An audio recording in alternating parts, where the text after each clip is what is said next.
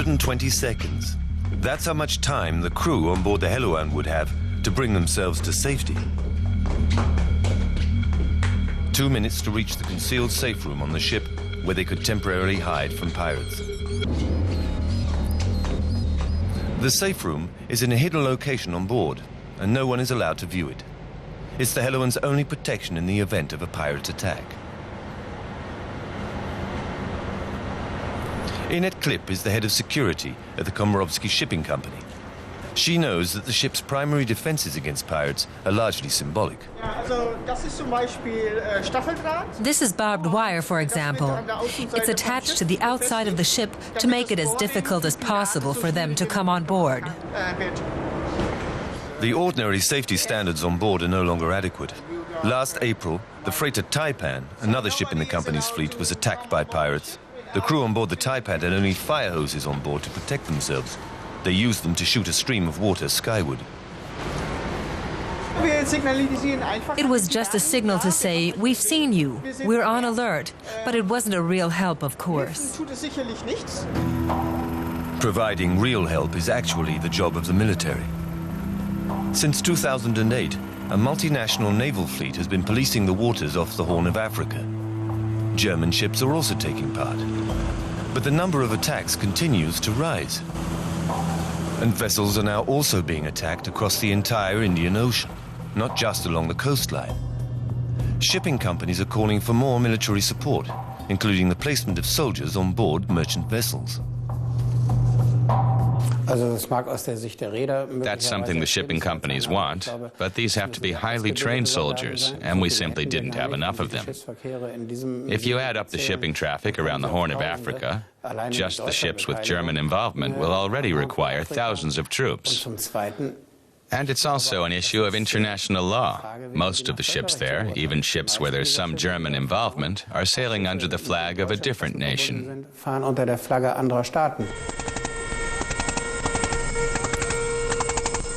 For the Komarovsky Shipping Company, the turning point came in April 2010. Dutch Marines rescued the Taipan cargo ship after it was seized by Somali pirates on the open seas. The ship's 15-member crew had hidden in the safe room on board.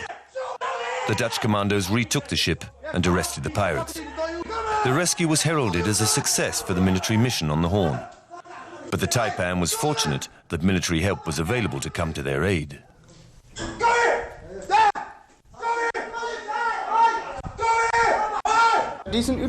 The attack showed us just how devastating a raid can be, the level of damage that can result, and the risks faced by our crew.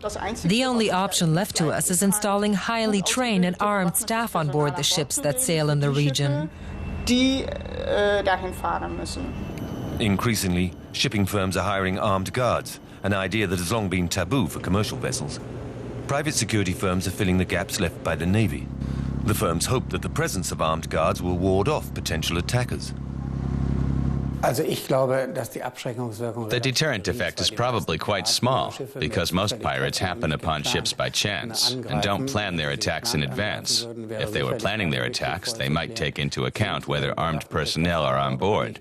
But that's not the case, so I think the deterrent effect is minor at best. Deterrence, military force, and more violence. This strategy has been called into increasing question here in Hamburg, where 10 Somalis are on trial for their role in the attack on the Taipan. Their German defense attorneys argue that Somalia is in the throes of a civil war and that piracy is a response to local poverty and desperation. Hiring security firms to fend off pirates, they say, is simply capitulating to a humanitarian, economic and political crisis. In civil society, only state bodies are authorized to exercise force, no one else. If private individuals and security firms are allowed to fire weapons out there, we might end up with real bloodbaths on the Indian Ocean, which will do nothing to solve the real problem. On board the Helluan, the crew show little interest in what they regard as an abstract concern. No, because then it's too dangerous. They know that more than 500 crew are currently on ships being held captive by Somali pirates. And they don't want to be next. Not so nice. How are ordinary ship's crews supposed to protect themselves against someone armed with a Kalashnikov and anti-tank weapons? What can they do to protect themselves? For the time being, the only option for the crew is the same as before: to try to reach the hidden safe room on board in 2 minutes or less.